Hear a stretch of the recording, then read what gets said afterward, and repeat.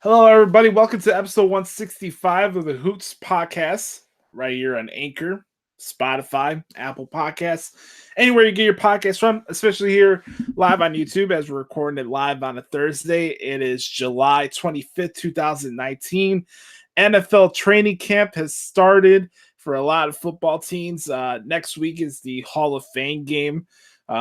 Football season's back. It's my favorite time of the year besides WrestleMania season. Welcome to the show, everybody. My name's Joshi. You can follow me on Twitter at the Hoots Podcast and on Instagram at Joshi Lopez 94. I'm alongside Adam Daly. You can follow him on Instagram at Adam Daly 13. What's going on, brother? Josh, what is going on this week? What's up, man? Busy both ends. You have no idea. You have no idea. I totally cut myself off from the world the past couple of days just to get caught up on work and dude, it's crazy. Doctor's appointments, dentist appointments, and the that kind of stuff. So right.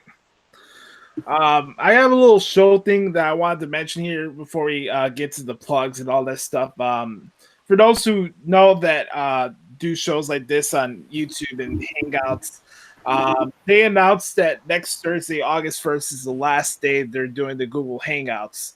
I kind of hope it's something like they did this last year and then they ended up keeping it on for a couple more months. I don't know. This is our main base of how we record the shows for the last, 6-7 months. And I'm thinking we're still going to do a show. It's not like we're going to be taking a break or anything like that. But if there's a week or whatever or two where our audio's not like it is right now, we have different ideas of how we can go about recording the show. There was times when Adam returned to the show that I had him talk on the phone, and I had the phone next to the microphone that I'm holding right now. So we'll figure something out. But I know Hangouts are going away, but this show is not going away. So again, shout out to everybody who gave us a shout out on Friday when we dropped the podcast. Sam, our boy Alex Rodriguez, shout out to all you good brothers and good sisters who are checking out the show. You guys are fucking awesome, and we appreciate y'all. Yeah, A-Rod understands the morning piss coffee bliss. He gets it. Yes, he does. He's a good brother, man. I forgot to bring that up last week. That's it, and I totally whiffed on it. I felt so bad. Besides the busy work schedule you're going through, tell me what's going on, my man. Listen, here's what's funny, and I wanted to, and this is, I like to teach people through my own comical life experiences. That way, you guys don't, or never in a position that I am, because I'm always thrown in some strange positions. But and this is kind of, we'll tie this in with wrestling when people talk about, oh, the doctors are clearing somebody, but WWE won't clear them, or this won't clear them, or whatever. Right. I found out in a very hard way this week that there's some doctors that when I say they don't give a fuck, they don't give a fuck. So to put it out there, I've been going to the same primary care physician, PCP, whatever we call them now in the United States. Which this is going to be so domesticated to the United States right now, because the rest of the world is going to be like, this is going to sound bonkers, our medical system over here. But to make a long story short, I only ever seen a pediatrician, and then transferred in the same office into the doctor that I've seen my entire life. Finally switched doctors. It's amazing, Josh, the difference that you see, the care, and when you switch a doctor, right, when they actually care about a patient instead of just trying to throw pills at them all the time. But so in the process of changing doctors, right, I'm had my medical records sent over for my primary care. And I've had a lot of stuff done in life. Listen, guys, I've had scarlet fever, scarlatina. And if you're wondering what the hell is scarlatina, you're right. I don't even know. And I had it, right? We're talking it's mid 80s, AIDS was still a thing too. So, I mean, to show you how long ago that was. But, it's scarlatina sounds like something from an old timey Western, straight off the Oregon Trail. That's the only place that some of these diseases came from. But chicken pox, just surgeries, I feel Joe, all this stuff done, dude. There's no medical records whatsoever, other than them hooking me on a benzo. I mean, you guys are familiar with a couple years ago. I was something, but I've been on a benzo for 15, 16 years for anxiety, and finally I'm taking the correct steps to get off of it, because I'm in the right stage in my life to where there's no stress. I got all the kind of negativity out of my life, and I feel good enough to get off this stuff.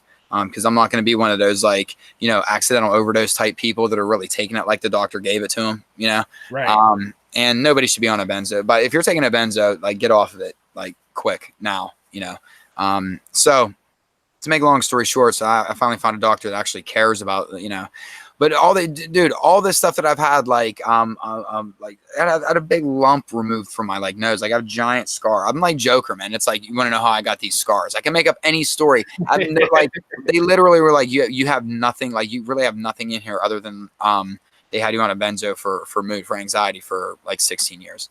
So nothing else. So it's been like a runaround of like calling hospitals, other doctors' offices. Keep in mind, like some of the hospitals that like I've had stuff done in have been closed for like decades. You know what I mean? Like this is like how ridiculously old. So to anybody like that, I know we don't want this government run health system or whatever, or I don't want the government having my medical records. I'd like somebody to have my medical records, you know, like it's like playing a wild goose chase of like, oh, well, this doctor retired, so all the records are gone. Like, okay, cool. I need them. You know, I was, when you start getting precancerous moles, they need to, you know, that's information that needs to be passed along to other physicians. So our medicals, I'm realizing how screwed up our medical system really is now that I've switched to a practice that is showing that they actually care about a patient. But that's the difference, I think, because I was living in suburbia versus living closer to the city now too. You know, I know people don't like to hear that because sounds like it's playing like elitism versus whatever, but you know, you have more options in a city. You don't have to stick with, you know, where I used to live in Beaver County, you're with one network and that's it. You have basically a choice of like one grouping of doctors, and no matter who you go to, they're doing the same thing, tossing you pills and shooing you out the door, you know? And they wonder why, you know, mortality rates are just dropping like crazy in that county, but neither here nor there. Yeah, man, it's just, so if you're unhappy with your doctor, make the switch and make sure you got your medical records before like somebody retires or dies or they tear a hospital down, because you'll never be able to get that. Which furthers my, Josh, my theory that I am in fact was just made in a lab somewhere, and just like my mother like purchased me and was like, there you go. There's the money for whatever this lab creature is going to be. This is going to be an interesting test subject. And I was just pushed off. You're in like a chamber or something. Yeah, I was just pushed off. Like, this one's flawed enough for human consumption. Let's see how this one will be a fun one. So, oh man, but yeah. So that's been my week, tossed in with obviously work and parenthood and dentist appointments and just dude life. So when you're all complaining, oh, I got to go to work today. Cool. By the way, I want to give a shout out to Killer Cross. He had one of the coolest like Monday motivation like thing he put on Instagram, where he's like, for the amount of people that whine about like having the case of the Mondays, you know, that type of thing. I guess that's the thing now. It's a feeling, it's a symptom, I guess, the case of the Mondays. They're bringing office space back. Like, I work 7 days a week, so there is no case of the Mondays with me, but me either. But it's like you brought up a great point. Like you don't realize how much time you're wasting on bullshit. Case of the Mondays is not a real thing. You're like wasting your fucking time. Like you really are. Going back to your doctor stuff, man. There's just some shady doctors, man. There really is.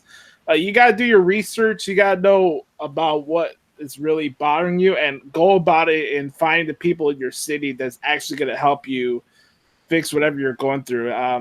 I've seen it with family members that have dealt with shady doctors and misdiagnosed this and et cetera, et cetera, et cetera. It's not cool. It's not. Well, here's the funny part is like, and whatever, we're all adults here. Maybe I don't know who's listening to the show, but so for my 37th birthday, like my 37th birthday present was I got finger cuffed by a doctor. I had to get a colonoscopy and an endoscopy. You guys can insert joke here. Now, here's one thing that I know. I know that in my cerebellum, I didn't create this fantasy where some gentleman that looked like Dr. Wily from Mega Man was finger cuffing me as a birthday present while listening to Pink Floyd, because I'm a huge Pink Floyd fan. The same guy that gave me an endoscopy 15 years prior, still listening to Pink Floyd. So obviously this dude not only has a type but a musical preference, and I know these things happen. There's no medical records, so like I go in, I'm telling this doctor all this information, and then he gets the records, and they probably think I'm a loon. It's like, listen, these aren't things that you can, obviously, but I'm, to make a long story short, I'm piecing some of the records together, getting something, whatever. But yeah, it shouldn't be that way. Number one. So if you live in America, like that, kind of get your records, get them now, get them to the proper, make sure that your doctor has all your medical records. You'll need them later in life.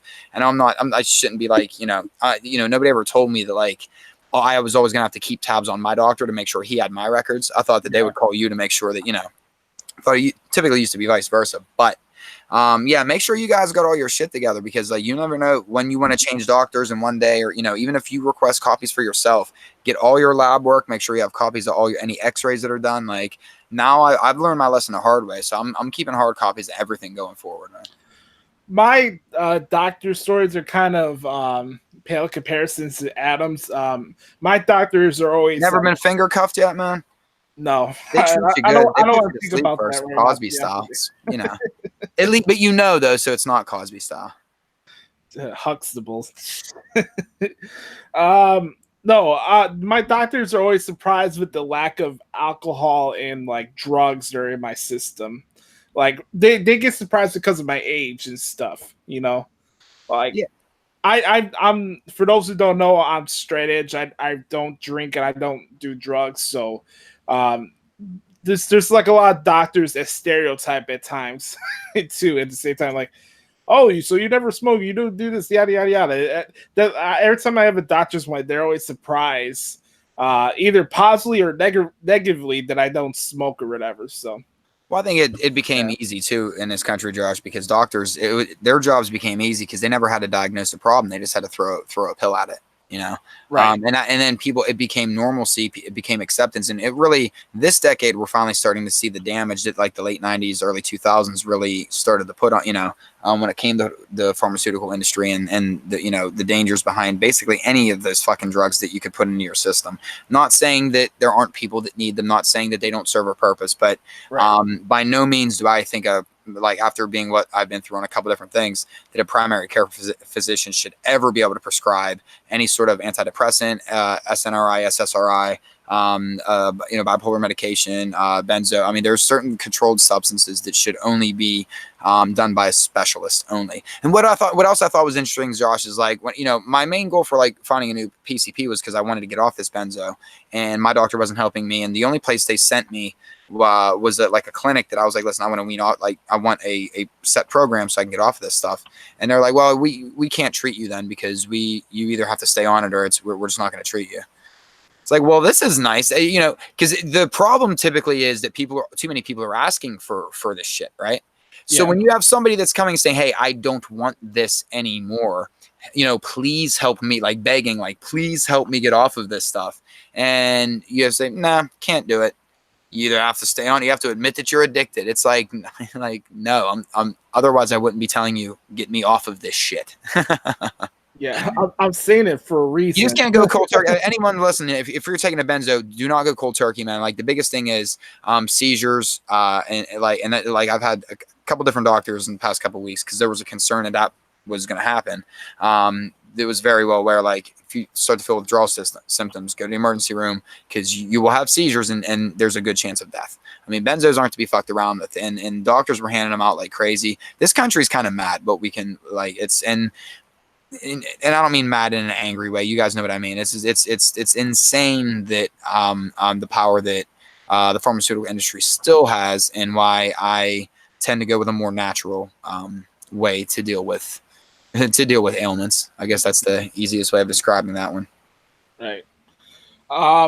There's no easy way to transition from doctors to wrestling. So it's so funny. What, doctors finger cuffing you? Yeah. You think I'm not busting finger cuffs out when we got Jay and Silent Bob reboot? It's been all week long references, brother. All week. Watched them all the other night. I guess there's a wrestling tie. Never forget JR's colonoscopy segment they did. Oh God. This is my segue to AEW announcing their official launch date for their television show. They announced it yesterday during the afternoon, Wednesday, October 12th, beginning at 7 p.m. October 2nd, Central right? Time. Huh? October 2nd, I believe. Yes, October 2nd. Wednesday, October 2nd. Yeah, so the week that SmackDown's having their 20th anniversary, their first show on Fox, AEW's having their show start on October 2nd. It's going to be from 7 to 9 p.m. Central, which makes it 8 to 10 out there in the East Coast. If you live anywhere else, figure it out for yourself. This show is going to be on TNT, live from the Capital One Arena in Washington, D.C. This is the biggest venue that AEW's performing. I looked it up. The seats, there's more seats in this one than they had at the MGM Grand Garden in Vegas. This is definitely a bigger arena than the one they have in Hoffman Estates for the Sears Center. So they have the press release. I'm looking at it right now, and they talked about they're going to have shows. It's not going to be one place every single week. They're going to go to different cities. Obviously, this has been well known. They're going to do this for a while. The couple takeaways I have from this, from a positive standpoint, is I'm glad that they're doing this on a Wednesday night. I really am, actually, because there'll be a break period for WWE fans after Raw during the fall. So you have Raw Monday, AEW on Wednesday, and then SmackDown on Friday. Oh, that's right. So for me, from a transcription point of view, and as a general wrestling fan, it helps me out. Space out the time I have for transcribing, I don't know, 4 shows a particular day to maybe like 2. Like it dims down a lot, so it's a good thing. And also, AEW has a night to themselves. I know people are saying, oh, they want to possibly have NXT counter program AEW on FS1. There's no further news on that. That's just been rumor and speculation right now. But at the same time, what are you competing? You have an NXT show that has their own commercial breaks on the WWE Network, an hour show, to AEW is going to be a 2-hour show, which, there's been some back and forth conversation. Should AEW be 2 hours? I don't know. What do you think about that? But your 2 hours, you're already putting in about a half an hour in commercials, so you're already down to 90 minutes ish, like maybe a little less than that. So, I mean, I don't see why they couldn't do it. I think that, and Josh, this is stuff that you and I have had this conversation a million times, just not on air. But I've always said, I think that when it comes to stealing young talent is what it's going to come down to going forward.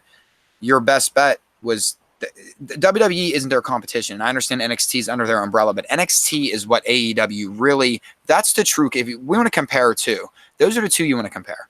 NXT and AEW, not SmackDown, not Raw. You want to compare NXT, AEW. That's where you're getting the young, up-and-coming talent, some vets mixed in. Not as many vets, obviously, on the NXT side, but when you're talking about fan buzz, when you're talking about just everything in general. And that's where I think you have competition because, okay, they're both on Wednesday nights. Yes, one's on the network. You can watch it anytime, but that's also a lot of people have DVRs, so it's a moot point that way. I think that in the end, it is going to be if you're that guy that that you're going to have to go through developmental first, or you have a chance to go to AEW and be on network television. What are you going to do? And I think that is, and we've Josh, you and I have talked about this enough, and now we're just kind of talking about it more, because now everything's official and stuff like that. So that's where I see the competition lying. Everybody wants it to be like WWE versus AEW, and it's a big thing because fans are going to make it that way because they want to feel like they're on a side. They want to feel like they're a part of a revolution or a movement or whatever. Because it was the same when NXT first started with the takeovers and everything. It's the same kind of buzz, amplified a little bit, absolutely, But this is where I think the true competition is, and it's not in programming. It's in. Okay, so here's where we're at. Here's where AEW's at. Here's where NXT's at. You're a young man or woman that's coming in. Where are you going to go? And then that's when you start to get the future, And I get that there's a lot of people already tied up in WWE systems all around the world, but not everybody is. There's a lot of really excellent talent out there, like Roy Johnson, that that would probably do very well on television. So. I don't know. I don't know. That was my takeaway. Was the instant. While it's even though it's not head to head, I get it. It's just kind of. I totally forgot though that SmackDown's moving to Friday. Yep. So I'm gonna okay. Selfishly, I'll admit I kind of like the idea of Monday, Tuesday, Wednesday getting wrestling out of the way, so that way it's just done for the week. Maybe like having one show day off. It kind of gives you time to get caught up. They're not as jammed together.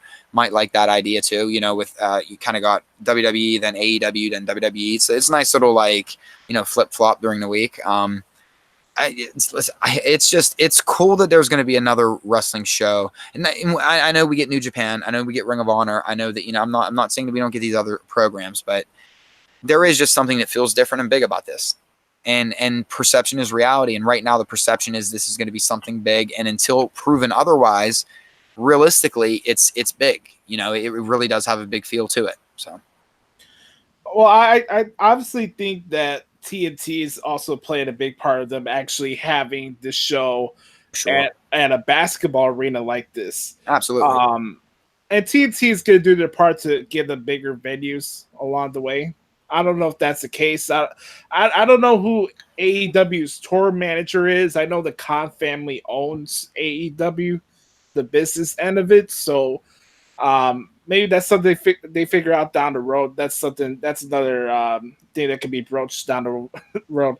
I'm just curious, like when are they going to get to the point if ticket sales don't go well, or yada yada yada? But I think TNT is going to help them out of the gate, so I'm not really concerned about that.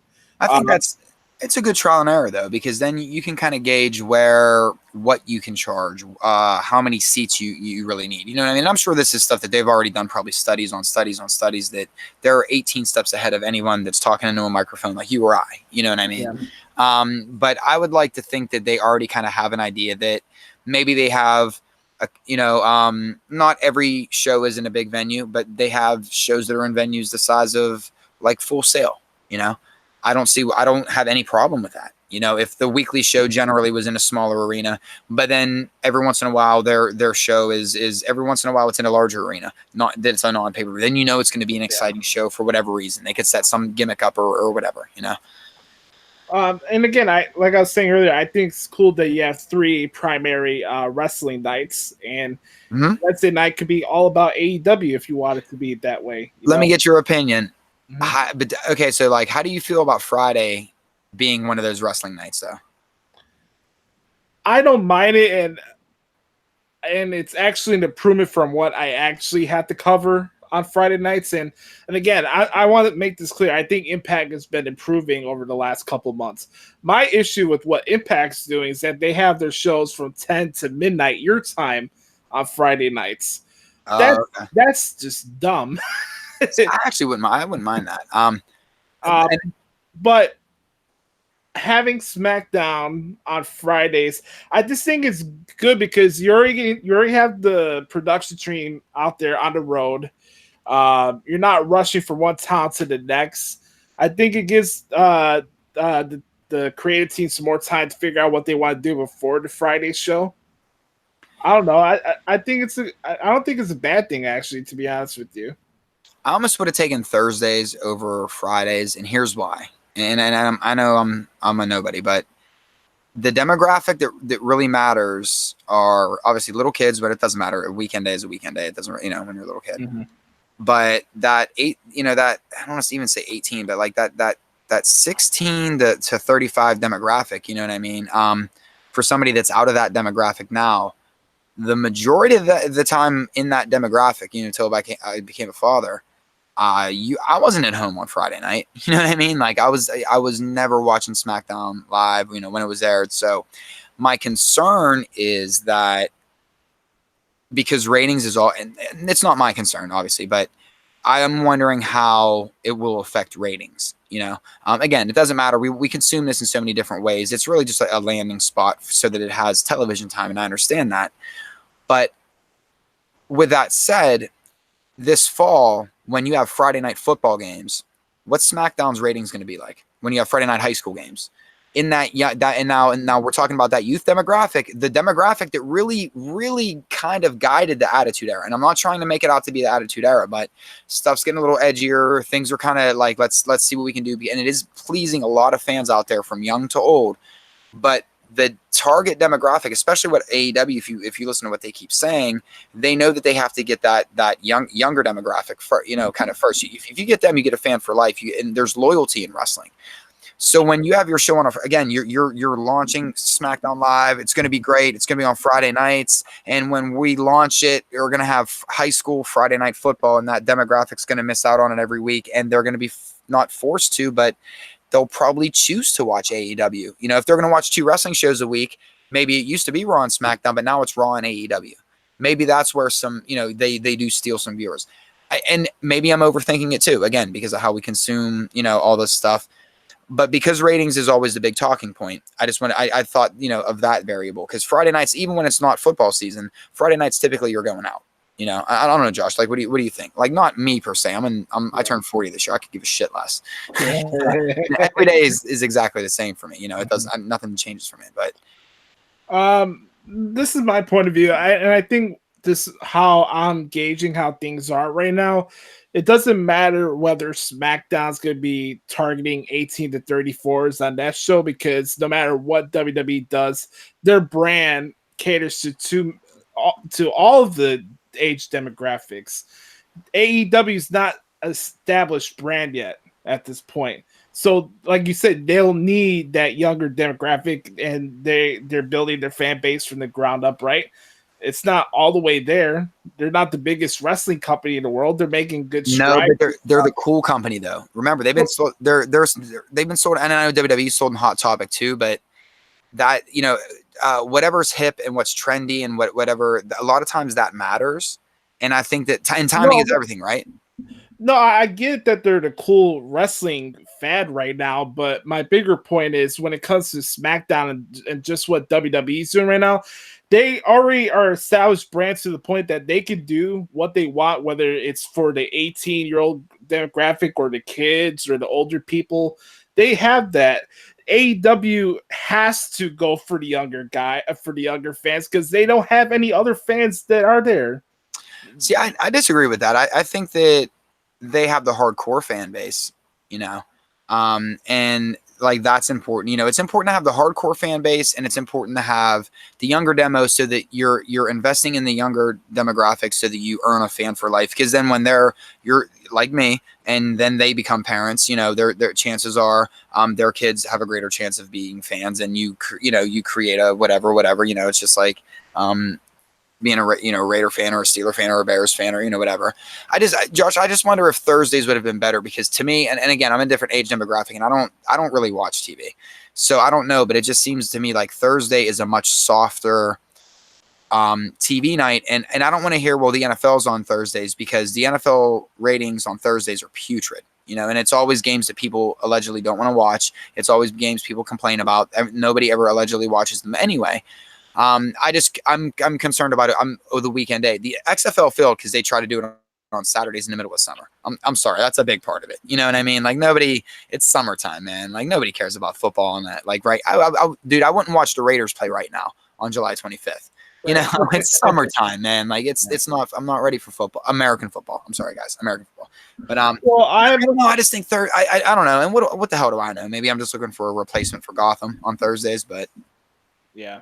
I haven't heard anything about them originally wanting to have SmackDown on Thursdays. I think Friday's always been the plan since they made this deal with Fox, because Fox has been looking for stuff to put on Fridays. And Fox has been shuffling in and out shows a gazillion times on Fridays. So, and they like their contact sports on Fridays too. That is something Fox does. I can see that. Yeah. So, again, but the bigger point is, again, we could consume a debate about what's right and what's the right or wrong way to market to certain people.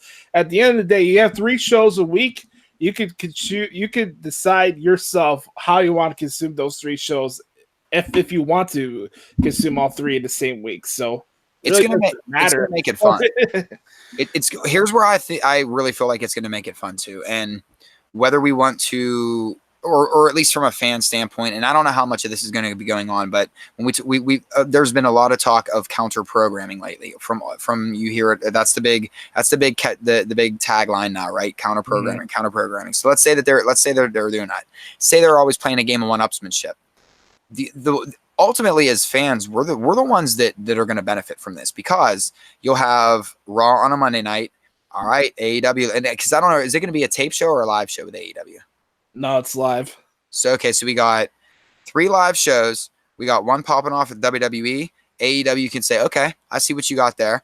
Here we go. Here's what we got on a Wednesday. And then you have WWE trying to one up them what they did on Wednesday on a Friday. So we kind of constantly, whether I'm not saying that you should try to counter program, but it's a great way to kind of start to stand out a little bit. And there is going to be some one-upsmanship, I think, going on. There would almost have to be a little bit, right? To make it fun, a little bit. I think they even teased why Billy wasn't there on Monday, right? No, or Billy Gunn wasn't there. They kind of teased about it. That Billy's not here. They didn't. Road Dogg forgot about him. I guess that was the thing. No, I think that once AEW gets their foot, that they get wherever the expression is, but like once they get their feet wet on television, and they have like 5 months of actual television going on, and they have more storylines and pay-per-views going on, again, then that's the part where you can start trying to one up people. I had a conversation with a buddy of mine last week who was a big WCW fan, and he told me that he wants AEW to make sure that they try not to do what Bischoff did in WCW. If like their first week of shows are, oh, we're not WWE, and this is why you should watch us, then you're just WCW at that point. Well, they're not starting in a mall, so that's a good thing. Well, that yes. And I don't know who's wrestling's Lex. I don't know who's this era's Lex Luger, so I don't know if he's gonna walk out, right? So let's not open that can of worms, man. Right. All right, let me read something from the press. Let me read something from the press release really quick. Focus on fast-paced, high-impact competitions. AEW offers fans more athleticism along with real sports analytics. Tony Khan is the analytics guru for the Jaguars. Wrestlers are also given freedom to explore their characters and highlight their athletic abilities. Introducing statistics to wrestling for the first time ever, AEW will raise the stakes for its matches and deepen fan engagement by tracking each competitor's wins and losses as wrestlers pursue championships. Their move and damage to their opponents will also be analyzed on air to provide insights into their winning streaks. Okay, let me just say this really quick. I don't need Alex Marvez to tell me why somebody's Michinoku driver is why he's on a winning streak. I just think that's weird. I don't know. What do you think about that? So that's like the new feature on like your favorite EA sports game or like on 2K every year. Yeah. That like it's like, oh, look how awesome this is, that I just shut off and I pretend that it's not there and I just play the game as usual. I think that's what this is for me, what that is for me. And not saying that obviously I'll follow the storylines, whatever they're talking about, point system, damage system, whatever. That's cool. That's fine. I've always said it's a live action comic book. I liked when Kenny Omega said that he uses the V trigger almost like you would use it in a video game, because in a way it's a simulated fight. I get all that. Yeah. Sometimes I think maybe you can overdo it. Now I'm not saying I'm still going in very, very open-minded with however it shakes down, but I can already tell that's something that I'll warm up to as it goes along. Because right now, as it's being explained, again, that's the game mode that I'm going to turn off, because that's not for my generation. That's you know what I mean? Like, I don't necessarily need that, but maybe that does appeal to that. And I use 16 to 35 just because, that demographic. And I know it's 18 to 35, whatever, but with a TV 14 kind of rating, you kind of, if they were going for that, I don't know what they're going for. I'm going to loop in 14 and up, just because they can. So. Well, I was a young kid watching Beavis and Butthead and Celebrity Deathmatch when I was 7. So I grew up, and that's what I grew up with. Some people aren't going to get these references, but I grew up watching like Stripes Like Weird Science was a big movie that we got a lot of use out of. The Revenge of the Nerds movies, Animal House. I mean, it's stuff like, I mean, when you're young, you're watching stuff like that. That's why, Josh, like with The Lion King coming out, and I know it's getting a lot of pub. Everyone's like, oh, isn't it? I never watched the original. I was already past cartoons. When they killed Optimus Prime and Transformers, I was done. Y'all ruined me. Y'all ruined me, man. Man, I don't know how to feel about keeping track with records and stuff. I'm just thinking about from a writing point of view from my end. From the fan side, it's an interesting concept. It sounds, to be honest, a little complicated. I'm not gonna lie. I think there's going to be a conflict of interest. I really do. Not with the guys who are in the championship committee, or whatever they're calling themselves now, but I feel like I'm getting two different vibes from what the Young Bucks want to present and then what Tony Khan wants to present. And I think it's cool that they want to do this as something that's different and out of the box, right? But we were talking about this a couple of weeks ago. Remember about how they were going about releasing how they're doing their matches and this and that. Right now, AEW needs to worry about establishing what their characters are and not who's winning or losing or how many 5-star matches that they have on their shows. Like, if you're having this new company, we need to know who your roster is. We know who Chris Jericho is. We know who Cody Rhodes are. We know who the Young Bucks are. I get it. Tony Khan loves those long wrestling matches and this and that, but you have to establish these characters first. So I don't know why statistics and analytics and I don't know. It's very odd. It's not meshing right now. I think like he said that he's not going to do intergender wrestling. Fine. I get it. You're the owner. If that's something that you don't want to do, cool. Yeah. But he's also mentioned that the edgy elements that everybody's looking forward to is only going to be displayed on the pay-per-views. So is AEW third of the week just going to be long wrestling matches and then maybe a highlight package here and there? I don't know. I'm not gonna assume what it is, but again, if the Young Bucks want to have AEW be the variety show, and Tony Khan wants AEW to be a closer version of MMA, what's it going to be? Well, I think that's kind of the charm right now, is that we don't know what it's going to be, right? I mean, it's kind of the it's kind of like the what's in the box thing. Again, not to go back to what's in the box. And my Marty box should be coming this week from Blackcraft, so, or whenever they start shipping them out. But cheap plug there for Blackcraft and the villain. But no, man, I think that's the charm of it, is not knowing. You know what I mean? Because again, when you give up too much too quick, too fast, then the audience settles too quick, and then it just feels like it doesn't have that newness, it doesn't have that edginess, right? So and in a way, for all we know, Josh, like how you said, like you're kind of getting two different vibes. I mean, I've heard a lot of the stuff, like I heard Chris Jericho. I think I don't know what it was on. So I'm sorry, I'm terrible for citing stuff. I think it might have been Busted Open, might have been Inside the Ropes, one of them. But he was talking about how he knows that there's a lot of characters that they have to build up, and that's what they're working on, and stuff like that. So I think they're aware of that. I think the point system and whatever strength system and everything else that they're going to put in, I think that's going to help initially build people. So like people like Shima that did just wrestle whatever 25 minutes, about whatever with that those are where those appearances are important, so that once they do have a mid-card title, those are stats that you can toss around. So I think it's something that once we see it in action and kind of get a feel for it, it might feel a little more natural and organic. I just think the presentation and the explanation is going to be what's important. So whomever is delivering, when they're explaining, the first couple of weeks I think are going to be important so that way people understand that system that they're choosing to go with. Because if people don't get that, then it's going to be it'll be a hard follow. You know what I mean? Like, or we'll still watch. Now, when it comes to like the promos and stuff, I think that they still know that they can get away with a little bit edgier stuff online through social media, and they can kind of watch what they say a little bit on TV, just like WWE does.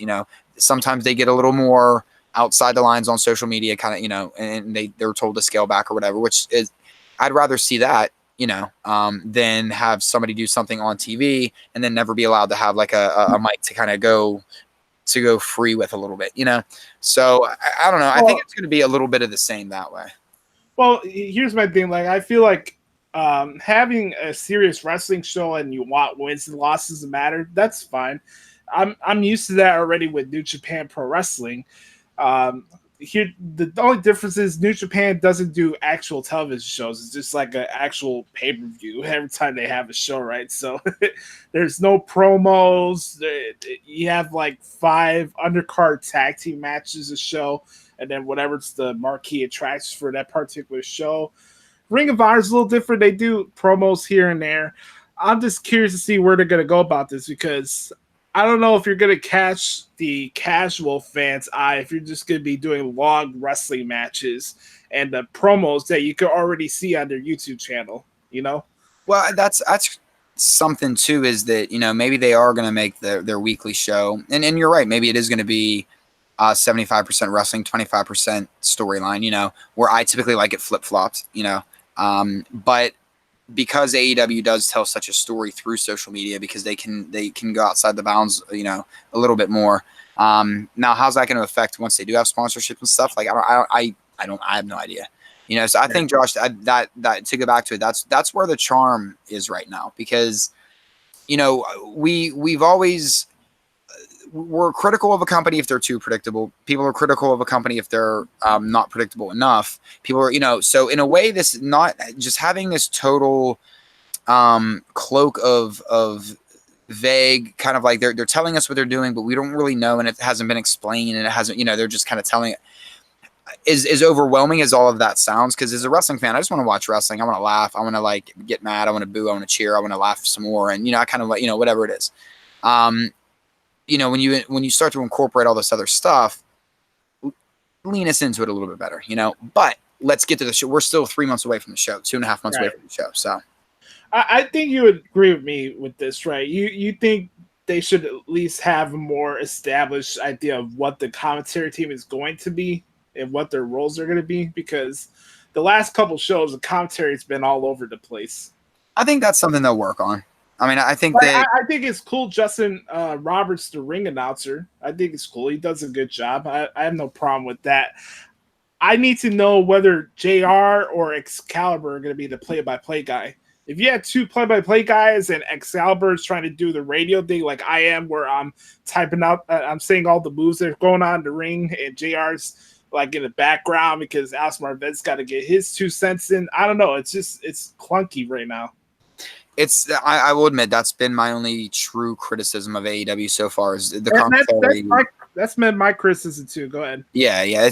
But again, we still have 2.5 months for them to kind of like sit down and iron out. Okay, how are we going to present this once it's on TV? Because right now they know, in a way, probably the fan, not all, but a lot of the fans that are watching probably aren't paying attention to commentary anyway. Right. Because they have that hardcore fan base. They have, they're still not on TV yet. So they're really getting the passionate fans, and then the passionate fans whom they're telling to watch, because it's the cool, young, hip, upstart, and that does kind of go, that does go a long way. And, I think when you have still a couple months to say, okay, let's really figure out, now that it's on television, how can we make it so that it's easy for the average consumer to digest, not just the internet fan it doesn't really matter because we can go on a podcast like this and make jokes and nobody cares because, you know what I mean? Like it's in a way, it's kind of, I think they know that's where they're at right now. But I think it's something by the time it again, and I think it's familiarity too. I mean, I think JR is still getting familiar with a lot of the talent, especially a lot of the younger talent, probably getting used to calling shows with Excalibur and Marvez. I mean, I think there's just, practice, nothing is instantly perfect, especially I think I've always been a firm believer that a commentary team it's either good or it's not. The chemistry is either there or it's not. And that's with any show anywhere. Your best commentary teams have always been able to play off of each other because it's almost like they're in their own head. You know, whether you love them, hate them, whatever. Byron Saxton is so good at what he does because him and Corey Graves know how to play off of each other as well as they do, and Tom Phillips too. I mean, they're a great team together. You know, just like on Raw, Michael Cole, Renee Young, and Corey Graves, a fantastic team all the way around. They kind of know, you know, and they can get to that, but it didn't happen overnight. You know what I mean? There was a learning process, there was growth, there was shuffling around a little bit, and then you finally find the right fit. So I think that they're still just getting to that point because ultimately, Josh, I think that as important as commentary is to people like you and I, and I'm sure there's some other people out there that commentary that love a good, you know, a great commentary team. Some people just don't care. You know, so I think it's more about building the characters first, which is what they're trying to do, than cementing and really figuring the commentary team out. I could also be way wrong because I'm usually wrong 99.9% of the time. This is something that I'll have to deal with because for me as a wrestling fan, I got hooked in the business due to JR's commentary, so it's always been that way for me. That's just something that I'll have to deal with personally. Let's move on really quick because dude, that makes sense. It drives me nuts that there's a lack of great managers. You know, I love when you grew up, and Bobby Heenan's one of the reasons why you fell in love with the business, if not one of the main reasons. Obviously, he kind of made a transition over to commentary later, but it does. I wish there was the lack of utilization of a manager drives me insane because, you know, obviously we have Paul Heyman right now, yes, but without him and Zelina Vega, there's just a couple, but you used to have like 5 or 6 like solid ones, man, like solid guys, you know, men and women alike. So I would like to see the manager, you know, I'm just like, you know, you want this to be kind of, I want to see some managers, you know. Right. Let's talk a little bit about make managers great again. Let's not have anything attached with great again, please. All right. So today they had their conference call for the second quarter financials for the WWE. My thing is when I find out whether the stocks were good or whatever, I always like type in WWE on Google because they'll show you where their stocks are at, right? It said it went plus 5% today, so I guess it's a good thing. I don't have all the numbers right now. We don't have the time to do break down all the numbers or all that type of stuff. But Vince actually was talking today to the people in the conference call, and he brought up him signing Eric Bischoff and Paul Heyman, right? So I'm going to read this, and then I'll let Adam give his thoughts. Okay. Vince was asked about Bischoff and Paul Heyman, jeez. He said, again, that allows him to not be in the weeds any longer. He, again, did not name them, but he said these two people have a lot of long range and development range in the business with extensive backgrounds. He touted their organizational aspects, their depth in working with talents and writing for talents. Vince said the hires will be really good for the business. Regarding how much latitude they'll have, Vince says they'll have a lot because the hires will allow him to have a broader overview of everything and allow him an escape from getting in the weeds again. The second part he said over here regarding the content expanding, Vince said they will get a bit edgier, but they'll remain in the PG environment. He said something they'll do more controversy with better storylines, but at the same time, they're not going back to the Attitude Era. They're not going to do blood and guts and things of that nature, such as what is being done on our new potential competitor as a reference to AEW. Vince said they're just not going back to that gory crap that we graduated from. Vince said it's a more sophisticated product, attracting much better writers and better management, things of that nature. And Vince feels really good about the content expansion of, like you were mentioned earlier, about them going a little more off the cuff than having restrictions, I guess. Mm-hmm. Well, yeah, that would be nice. As you were talking, I pulled up WWE stock and kind of looked at it and it's up 5.95. It's up 8.66%. But here, dude, this actually kind of like I don't pay attention to stocks or whatever, but I mean WWE stock right now is the lowest it's been in over a year. It looks like, and at April 24th, it was trading at $98.50. Mm-hmm. And then just like it just had a big drop, and then kind of has been dropping ever since, and now it's down to 74.68. So up or down, you compare this to a couple months ago. In a way, I'd say what happened. I mean, I know they're up, they're back up like $5.90, whatever. They're at 74.68, but I mean, they were trending up all through April. They were up to at $1.9850. And now they've been dropping ever since that last week. So what happened at the end of April going into May? You know what I mean? Because it seems like there was like a like the levees broke. Well, they from what I gathered from what I looked at earlier this morning, because they usually do these conference calls at like 9 o'clock in the morning or whatever. So they said the biggest drop off was in merchandise. Merchandise went down 20%, I think, this past quarter, or 18,000, whatever the term is. Can I give a fair criticism? I'm not a stock expert, so can I give a fair criticism about merch? It's because their t-shirts are uncomfortable as hell.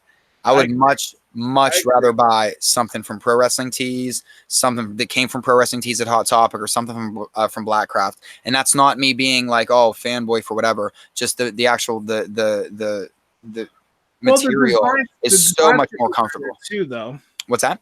The designs could be better too, though.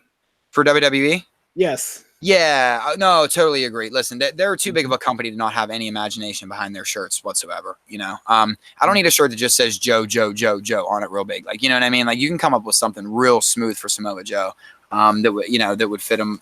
They do. I think they kind of over. A problem I think that I have too is that the shirts that you can customize on there and get in different colors, I think would be an easier sell. But like I said, the biggest complaint is you have to wait for them to be, you have to wait for them to come. It's not something they have on, in hand all the time or on hand all the time. And the surprising thing is they're always running great specials, like a buy one, get one for $1, 30% off, 40% off.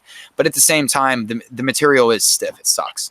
It's horrible. Well, not only the material, the prices for the stuff, besides, well, the exception when the deals you were mentioning a couple seconds ago, but the designs are hit and miss sometimes, and as we're talking about this, we also have to understand they've had like a 4 straight year where they're topping their record revenue. So there was going to be a down period one way or another. Yeah, that's also a good point. I just think that merchandising can help. Maybe some people weren't getting into certain talents because you had that drop off like we have after every single WrestleMania season. So what was the date of the first pay-per-view after WrestleMania? Was that in late April or early May? No, it was in May because it was oh, that's right, because sometimes they do a late April one, but it was early May this year. Yeah, I think it was Backlash or something this year. Something like that, I don't know. When was Moxley's podcast on Talk Is Jericho? Actually, Money in the Bank was in May. That's what it was. Yeah. The Moxley interview is in the middle of June. Okay, so it's right before the Stomping Grounds pay-per-view. Right. So it already been, but yeah, when I looked at the 6 month and in the year trend of it, it does look a little interesting. But listen, stocks are. I don't know much about the stock market either. I know a little bit enough to see what's up, trends, different stuff like that. But I don't get that deep into it. But I'm not gonna lie, I was shocked to see that it was almost at $100 a share.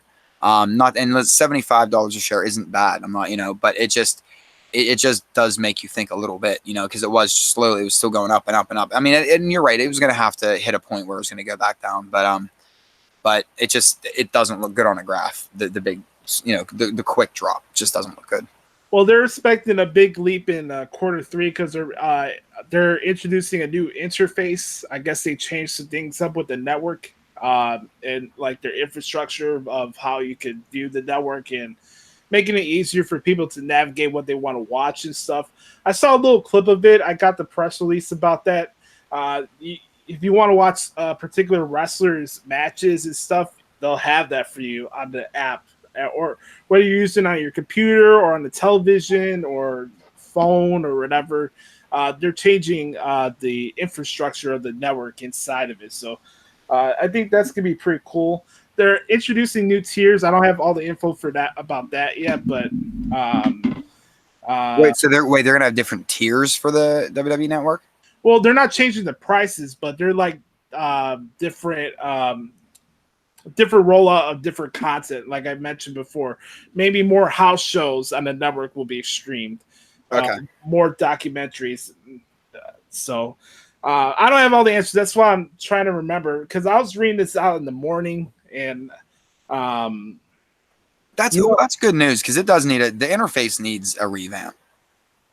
Talk about feeling clunky. That feels a little clunky. Yeah. Before we bring AJ in, I want to update everybody what's going on with the G1 right now, because we're past the third of the tournament already. Yesterday's show was day number 8 of the G1. 8 times 9, so 72 matches already have been done in the G1 tour so far. Block leaders so far, we got Okada and Kenta, who are fighting each other this Sunday. Both of them have 8 points apiece. Jon Moxley is leading the B block right now. He has 6 points. No, actually, he has 8 points. He's going to be fighting Tetsuya Naito. I know a lot of things with the G1 could be also clunky too, because they have a point system. So basically, every person in each block has 9 matches. Whoever has the most points out of that process, those block winners fight each other in the finals. So that's basically how the G1 works. There's been a lot of crazy matches, man. I'll admit, just from my observations of covering the tournament so far, Ishii and Jon Moxley from last Friday was insane. I think that was probably New Japan's best match of the year so far. I'm not gonna be throwing stars like I said last week. We don't have to do the Meltzer stuff. So it was awesome. You were tossing stars like that dude was sprinkling like salt a couple years ago. The internet chef that was just like tossing salt out. No stars, pal. No stars. But yet, a lot of good performances. I mean, Okada's been on a roll. Kenta had a really good match a couple weeks ago with Sonata, and just there's been a lot of good action. I like it when the faction members get to fight each other in the same block. I think that's pretty cool. I made my opinions already known about Toriano, but that is what it is at this point. But Jay White wants to get on a winning streak. He's lost his first 3 matches of the tournament so far.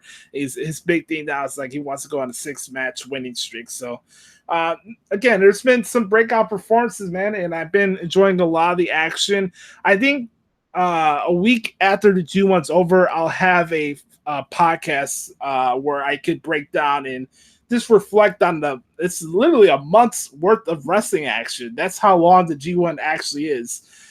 So we have 3 more shows this weekend. So by Monday, I'll be up to 11 G1 shows, and then there's 19 in total. So again, just to update everybody that hasn't been able to watch the tournament, this weekend we got Okada versus Kenta on Saturday. That's gonna be an awesome match. You can also watch those matches on Access TV. You don't only have to get it on New Japan World. You can watch that stuff on Access TV, so it's pretty cool. And then also on Sunday for the B block, Jon Moxley against Tetsuya Naito, and Juice Robinson's been doing a very good job in the tournament as well. So that's my update for the G1. I know I just said a lot of things right now. Maybe not everybody's been able to catch up with the G1. If you want to see my coverage and you get a more clear view of what's happening, check out my website, prowrestlingtranscriptions.com. So that's our weekly update for the G1. It's been very entertaining. I'll say this, man. The matches this year have been way better than the G1 last year.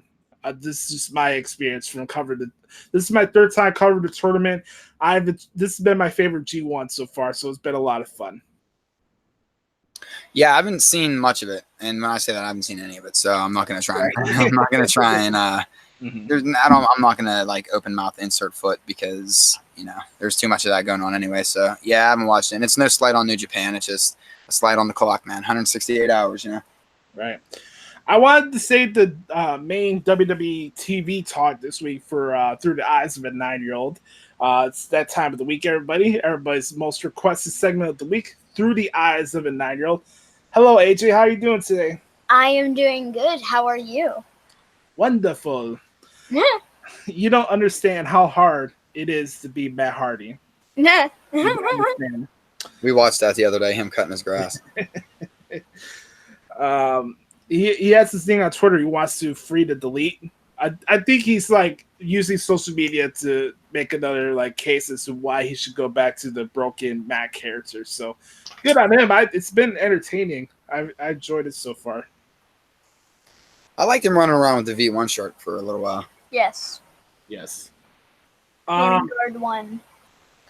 We got a lot to get into. We had Raw Reunion on Monday. We got SummerSlam. It's in 2 weeks already, which is crazy. Yeah. SummerSlam's. This is like the earliest SummerSlam in the 30 years of the pay-per-view. I never remember it being this early. It's ridiculous. Also, they announced yesterday, Adam, on NXT, Pete Dunne is fighting Velveteen Dream and Roderick Strong at the TakeOver show. I did see that clip. Match. Yeah, I saw that clip. It came up on my YouTube suggested videos that Pete Dunne interrupts Velveteen Dream. So, when it's Pete Dunne, we're gonna watch. Yeah, Pete Dunne's the man. AJ, what do you want to start off with this week? So I want to start off with Charlotte and who she's wrestling at SummerSlam. Or is it SummerSlam? Yeah, right? it's SummerSlam. Yep. Yeah. Yeah, so she's wrestling Trish at SummerSlam. That's the rumored match. Yeah, it's pretty. Yeah. I thought it was announced. It looks like it's like rumored, but it's going to be announced. So I don't know. I actually thought it came from a WWE feed and it was like officially announced, but it looks like it's just like, no, it's probably going to happen. They just haven't announced it yet. So we'll use the Bruce Pritchard line, rumor and innuendo for now. Yeah. Yeah. So let's just assume that it is going to happen because it looks like that's where they're going with this. Yeah. If that happens, I kind of feel bad for Alexa Bliss because she was supposed to fight Trish Stratus at Evolution last year, and now I thought about that. The opportunity that would suck. I'm not opposed to the match. I think it'd be cool. Trish Stratus always usually returns for the Toronto shows, so Charlotte calls herself the greatest. What she said on SmackDown, the greatest female wrestler of all the eras. Yes. So, I think it'd be a cool match. Would you guys be up to that or no? Yeah, I'd like it. It would set something up for Evolution, hopefully. But here's the thing: like Trish Stratus, she just points everywhere. She does. She just points and points. Christian does this all the time and points. Yeah, everybody has a thing. No, see, you didn't get to see a lot of Trish's work because it was in an era. I used to remember Alexa going. Yeah, I know that's where I knew exactly where you got that from. Points. Where is she even pointing? Yeah, it's a good question. But a lot of Trish's stuff, it sucks because like she did such good work in an era that was not necessarily geared for everybody. You know what I mean? So like there's just it's unfortunate that even in those eras that you kind of have to be picky and choosy about what matches you decide to show, you know? Yeah.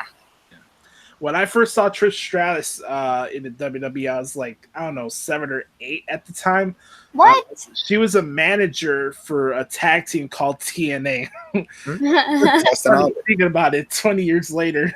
Okay, watch this. Here's where it clicks with talk about wrestling through the eyes of a 9-year-old. Mm-hmm. When you're playing 2K, you know who Matt Bloom is? No. He's the backstage guy. Oh, Matt Bloom, yeah. Okay. Prince Albert. There you go. He was Albert. He was the A in TNA. He was Albert. Yeah, there you go. Yeah. So Trish's original gig was managing him and a gentleman called Test. They were a tag team. Yeah. And guess what? He manages me now. Matt Bloom? Yeah, he manages me on 2K. Nice. I think he manages everybody on 2K. He does. He manages me in WWE Universe. Or not Universe, my player. Whatever. Let's keep going. All right. Is Becky on the cover of the game this year? I don't know if they announced the cover. Anything about that? Yeah, I didn't see if they did a cover reveal or anything like that yet. No, I did not see. I know that she's the cover on LMS, though. On WWE Supercard. Most people have no idea what that means. WWE Supercard. It's a wonderful phone game. I was telling your dad before we came on air today that Becky's in the middle of the SummerSlam poster this year, which is pretty cool. So it's out on Instagram if anybody wants to check it out. She put it on social media and put all the men. Yeah, that's pretty funny. I saw that. All right. Raw Reunion was Monday. I'm going to give my thoughts in a little bit, but AJ, I want to get your thoughts on Bray Wyatt using Mick Foley's mandible claw on Mick Foley. What did you think about that? That was pretty interesting, and I'm glad that they're using Bray. So, and Bray's going to have the Fiend, hopefully, is going to have an actual match at SummerSlam. Hopefully. Yes. That's what I'm going to say. Yeah. Adam, but I actually like that they used Mick Foley's move on Mick Foley. Right. Adam, what did you think about that segment? So, is he going to use the mandible claw now, or is that just like a one-off? I don't know. I'm not opposed to it. I always told you, man. I always told you Bray Wyatt reminds me a lot of Mick Foley. Well, everyone needs a impact move and everyone needs a submission, and technically I guess that's like the submission. He could use, he could use Sister Abigail still as his impact finisher because they always have to have one of each. I wouldn't be opposed to him using it. I like what they did on SmackDown though, where they kind of had, and I'm interested. I want to see what you guys think about this. Okay. I want the day when they have a promo when the Fiend gets somebody, and I'm sure it's probably coming before SummerSlam, but the Fiend attacks Balor, and then Bray's Firefly Funhouse kind of like starts up while Balor's like still on the ground and stuff like that. So you have the Fiend in the ring, and you have Bray on the screen, and you kind of have both entities present at the same time. Yeah, that's a good idea. That's a really good idea, and I really thought it was cool that they had an impromptu Firefly Funhouse right off the bat like that. They didn't even advertise it. I didn't think he was going to be on the show on Tuesday, so I thought it was cool as opposed to just doing a recap of what Bray did on Monday that they've been doing the last month or two. So right, that's a really cool idea, actually. I'm not opposed to that. They did announce on SmackDown that the Fiend will be making his debut against Finn Balor at SummerSlam, so that's added onto the show. What else I was going to mention? Now, is he always going to, and this is what I can't wait to see going forward, and this is where, I want to see if he always wrestles as the Fiend, or if sometimes he wrestles as, Bray Wyatt. Are we supposed to call him the Fiend Bray Wyatt? Is it two different personalities? Is it, you know what I mean? Like, this is where kind of we're... Is the Fiend even going to come on SummerSlam? Yes. Yeah. Like, it... No, yes. It's already announced it, yes. I want to see what the Fiend's entrance is going to be, actually. I don't mind what they've been doing where they turn the lights out and they have the screechy voices in the back, but the actual Fiend entrance as opposed to the original Bray Wyatt entrance, I want to see how they do that. I think this would be pretty cool, actually. Yeah, and like, are they going to have music? Like, what is this? There's so many different ways they could go. Yeah. All right. Let's talk about Kevin Owens. Kevin Owens challenged Shane McMahon or Shane McMahon to a match at SummerSlam. Kevin Owens said if he loses the match, he'll quit WWE. Adam, last week I know you were saying that you love what Kevin Owens has been doing over the last couple weeks. I agree with you. AJ, what do you think about Owens' storyline with Shane McMahon so far? I think it's pretty awesome, if you ask me. Because, let's face it, he is right. What he said like a couple weeks, I think it was a couple weeks ago. Yeah. He's right. Like, the McMahon family said that they're going to do what the audience wants and what the crowd wants, but they've been doing exactly what the audience doesn't want. Mm-hmm. Well, you got to create a villain. Yeah. Got to create a villain. Yeah, but the villain was the one who said he was going to follow what the audience wanted. Are we all not picking up on Which this? is what makes him the bad guy.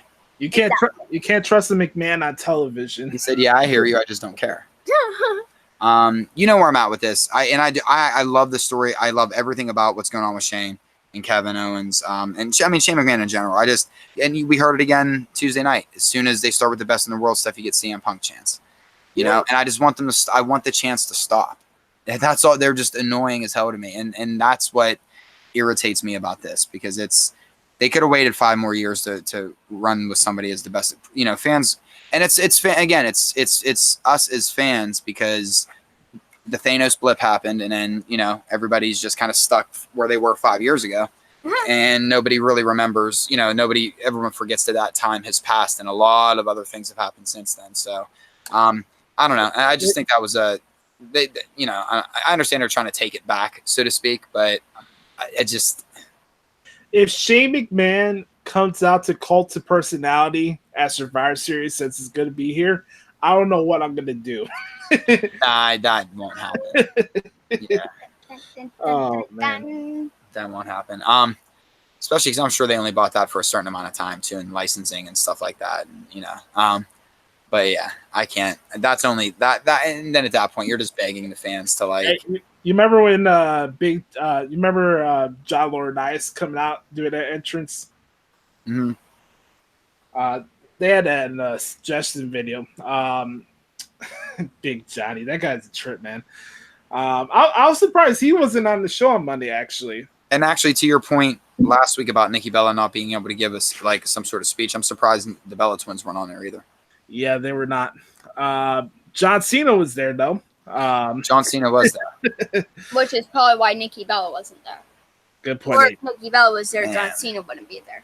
Very good point, AJ. But how do you know John Cena was there? You couldn't see him. We're not going to play out a 15-year-old joke. And but I don't mean age-wise. I mean, that joke's been beat to death for 15 years. I was still in elementary school when they were doing that damn joke. Yeah, John Cena had a segment with the Usos, and later on this week, what John Cena called them out actually happened in real life. For those who don't know, Jimmy Uso got arrested earlier today. To a DUI. I was talking about this with Adam before he came out today. Talk about living your actual gimmick. Jesus Christ. I'm staying out of it. I didn't say much about it. Wait, he got arrested today? I don't know. I don't care. It was funny. I got a push notification. It said WWE star gets DUI, and I swiped it away. I didn't even whatever. I don't know. I don't know. Yeah, I stay out of the personal stuff.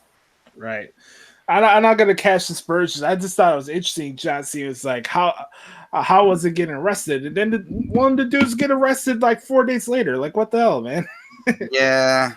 I mean, it's definitely, cause I think that's 2 this year. So, I mean, it's obviously something, but as fans, that's not our business. That's the one thing I hate about obviously not what we're talking about, but where the wrestling news cycle can sometimes go. You know what I mean? Because with all the great stuff that's going on, they go overboard sometimes with this. Well, yeah. And I mean, it was a line, and there's happenstance, but I mean, hell, I mean, at the same time, and this isn't throwing shade, but Jeff Hardy got arrested a week after the storyline was he left WWE because the straight edge savior, banished him. But basically, you know what I mean? So it's. Yeah.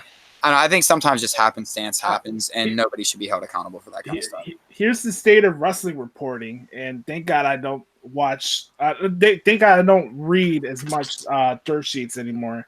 They had a thing where headline Kevin Owens to AEW, and it's something about Brandy Rose commenting under a picture that Kevin Owens' wife put on Instagram. They went to some type of concert. Oh, they went to see the Rolling Stones at the Jaguar Stadium, right? And Brandy Rose is like, man, I wish I was there. And they spin that to, possibly Kevin Owens going to AEW. Like, where do you get that from? Where do you get that rationale from? Probably because of the storyline. I don't know, because it feels like this is either one of those, I don't know where Kevin Owens is with his contract, but if he would, again, it's he resigned last year. Did he resign? Yeah.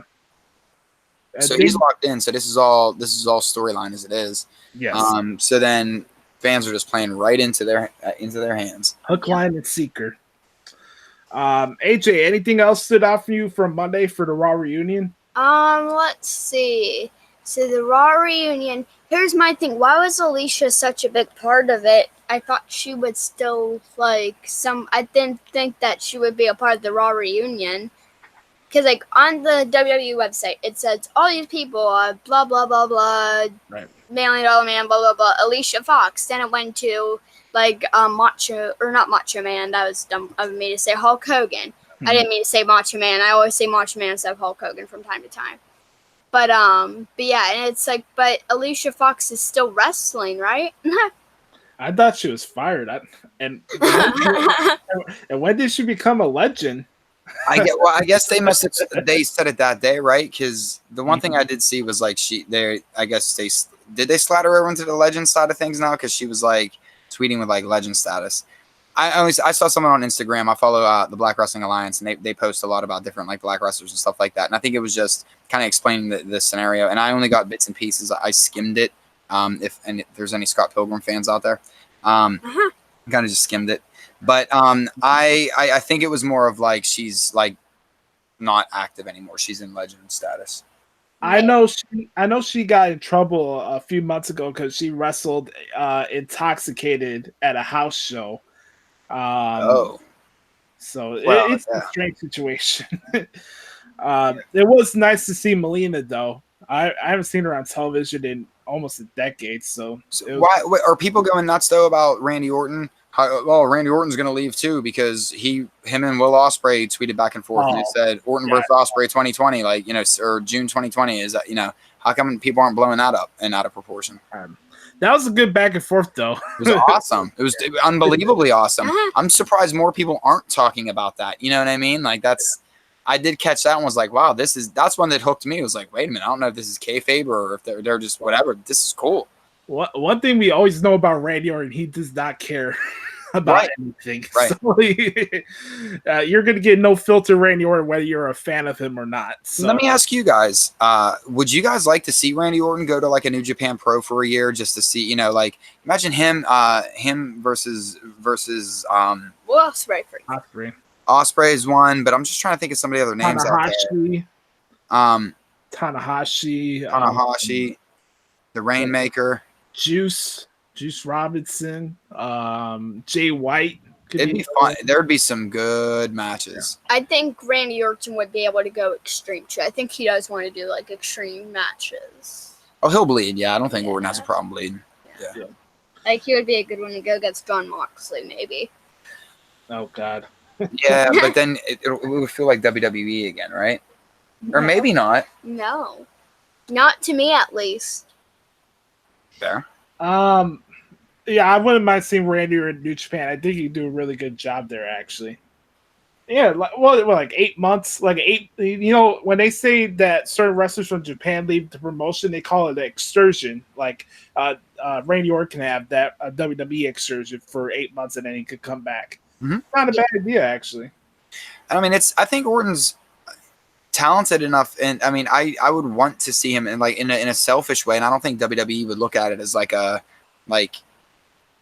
Randy Orton leaving WWE forever or anything like that. But I think Orton's one of those guys that you always do have those dream matches for in other promotions, and a lot of us are like, oh, well, we're sick of Randy Orton. Well, in a way, it's because he's been, and again, this isn't bashing, but he's been kind of stuck underneath WWE's thumb on what he can and can't do, and maybe an unleashed Viper would be something really, really interesting to see. Yeah. Well, here's the thing. It would help Randy Orton for him to do something different for his career, but it wouldn't affect WWE in a way if he left the company, though. And can you imagine somebody the way New Japan does their post-match pressers and stuff like that, just Randy Orton just being able to kind of cut loose? It would be so. I mean, take my money, please. I'm glad you brought that up because Moxley had one yesterday, and he's like, "Can you guys get some fucking air conditioners?" That's awesome. He was complaining about the humidity in the buildings they've been performing in so far. It was really funny. He has one of the young lions as his protege. His name's Shota Umino. He calls him Shooter now. That's his nickname. So, gotcha. Moxley's been doing some good stuff on New Japan.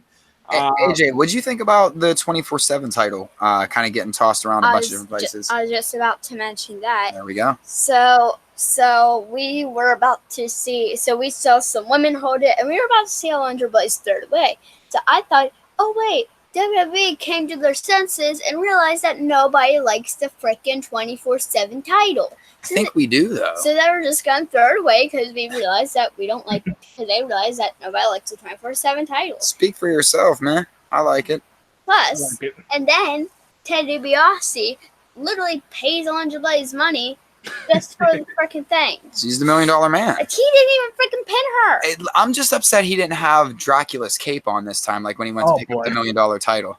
Yeah, true, but here's the thing. He didn't even frickin' pin her, so it's not even frickin' official. Well, it is official. Everybody has a price. Everybody's got a price. He bought the WWE title. Okay. That's what he does. Okay, and then we saw what's his name? Was it Drake Maverick? Drake, right? Drake Maverick. Let me. I guess the reason why I brought it up to get you on point here is you've been complaining since its inception that a female competitor has not held that title. So no, now I have not. I said it one time because I was cranky. Jeez.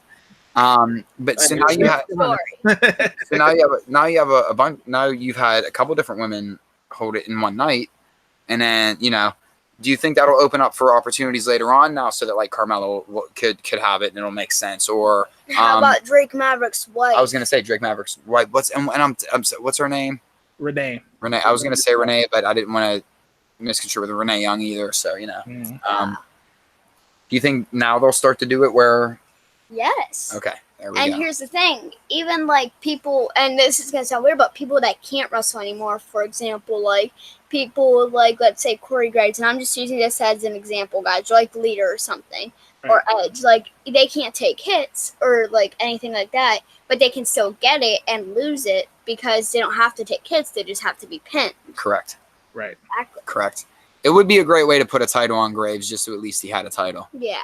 Not to shill for Corey Graves like I always do around this time, but there's nothing wrong with it. Just tossing it out there. And I mean, it's the best in the game, man. And Dad, you really like Edge, so I mean that would be a good way to give Edge. I love Edge, but I don't think he needs it. Edge already has enough titles, I think. But also, I was hoping Christian would get it. Why wasn't he at the Raw reunion with Christian? I don't know. That's a good question. Well, Edge was a big SmackDown guy. I think that's why. You always like associate Edge with SmackDown in a way. I think Edge will be at the SmackDown 20th anniversary show in October. He'll probably be there. There you go. See, I didn't even know that. Oh, that's right. Because it would be 20 years. Yeah. Okay. Wait, 20 years of SmackDown soon? Correct. Yep. That's a 99. What was I gonna mention? When's that gonna be? Like late August, early September, something like that? No, it's October. The pilot was in August. Gotcha. Okay. Yeah, the TV show started in October. Didn't Truth and Carmella run away or drove away with Renee in the limo? Carmella stayed back because she was standing over Drake Maverick. It was because Truth dove in, so Truth and Renee drove away. Oh, okay. Yeah. So Drake Maverick lost his baby and his wife, of course, also missing. I got an idea. What if Truth and Carmella have a mixed tag team match with Drake and Renee at SummerSlam? I thought about that. That'd be cool. I also have a feeling they're just trying to get Truth to be a 16-time 24/7 champion. Yeah. What is he? He's up to like 9 or 10 now, isn't he? Yeah, something like that. Raven was like a 25-time hardcore champion. So. Oh God. Who? Raven. Who's Raven? Exactly. What about Raven? Nevermore. I love Raven, man. I love Raven. Who the heck is Raven? Scott. Yeah, we'll have to go back on some ECW stuff. Okay. Raven was an awesome character. Okay. What was I gonna say? Drake Maverick's having an unsanctioned fight with Mike Kanellis on 205 Live next week. So, it's just an idea. If Drake Maverick's gonna be doing more wrestling, why not have the mixed tag team match? It's not a bad idea. You could do it. You could do it at SummerSlam. You could do it whenever. So. Yeah, I thought about that. That wouldn't be a bad way to put that title on the card too. Mm-hmm. Yeah. Anybody can win. Anybody can win that match. Whoever gets the pinfall wins the title. Right. Yes. Yeah. All right. Last thing we'll talk about for Raw Reunion. Stone Cold Steve Austin got to close out the show. Talked He was about some how, Steve Weisers deep, wasn't he? yeah, I was proud of he him. was drinking all day. That's the Stone Cold we love. Yeah. Stone Cold, after Hulk Hogan had his soliloquy, Stone Cold got to close off the show and talked about how everybody was family, and he seemed like the best part of it to me. I don't know how you felt about this, guys. I thought he was having a blast. He was speaking from the heart, and he was having fun as the show went off air. What do you guys think about what Stone Cold did on Monday? I liked what he did on Monday for sure. Everybody was having beers, except for X-Pac. He just had a water bottle. I respect that so much. Doesn't need it right now. Yeah, no, because when you have to stay clean, you stay sober, and I respect the hell out of that. I thought that was totally awesome. Yeah, some people can't even be in that environment. So for him to be able to still go out there and that shows how far along Waltman's come, man. Like it's so underappreciated in the wrestling world.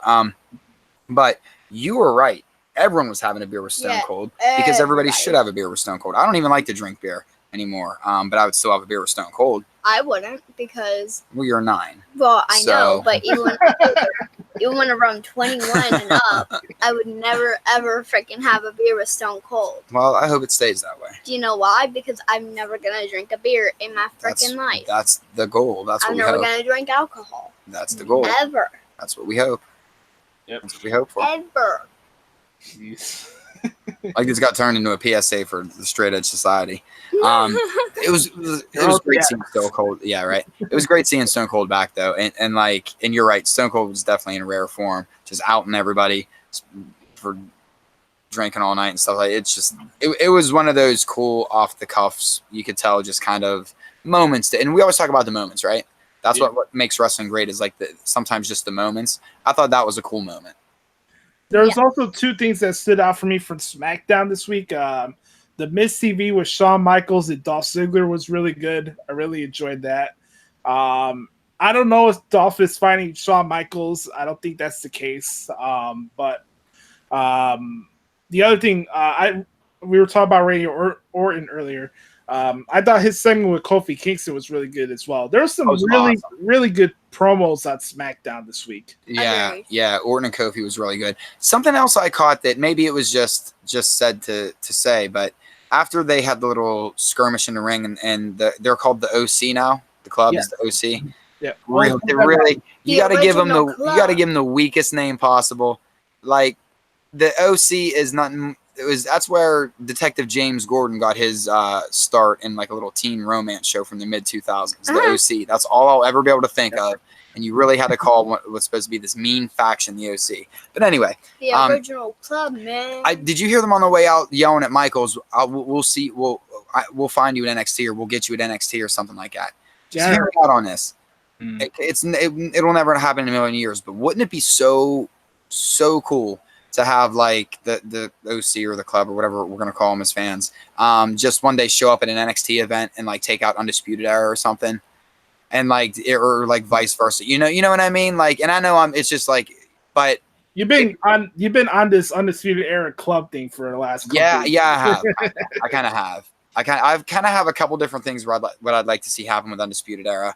Either they get called up together, or if like somebody has to come in and Adam Cole just gets called up or something. Like I'd like to see something happen with Undisputed, but in a way it'd be something that we've never seen before. It'd be something, at least on WWE television, it would be something cool. Then that way it would get maybe some of the more casual fans a little more familiar with the Undisputed Era, with Adam Cole.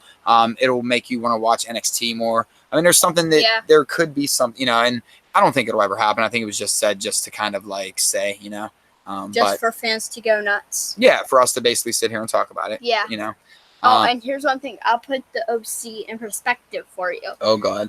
Okay. So, they got it probably from saying OG, the OG.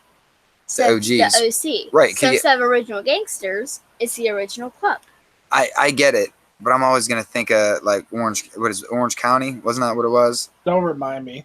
My sister used to watch that crap a lot when I was younger. Please. One of my boys watched it religiously. I saw I think they're rebooting it, or maybe they're rebooting The Hills because he used to watch that too. And I sent him a text. I was like, "Yo, they're rebooting The Hills. So you keeping up with Lauren S or whatever the I don't know. Was that one? Cavallari. What was it? Was it Lauren or Lauren Conrad? Right? Was yeah. Okay, yeah. I don't know. There we go. Yeah, it's my pop culture references for today. Oh, and here's something about you saying earlier about people getting arrested and stuff. Whenever you said you don't like going watching wrestlers' lives or like knowing wrestlers' real lives, freaking you're the one who watches Ms. and Mrs. It's a reality show. They're putting it on TV. It's not a TMZ dirt sheet talking about somebody's slip-ups in real life.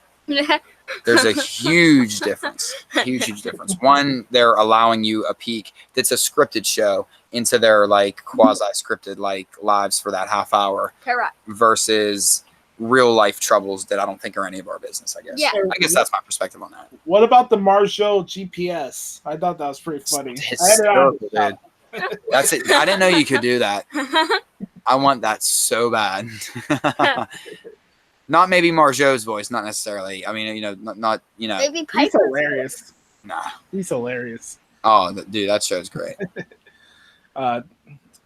George, I can't wait till they get to the episodes where they actually have George prepare for what you did at WrestleMania. Oh my God, that's gonna be hilarious.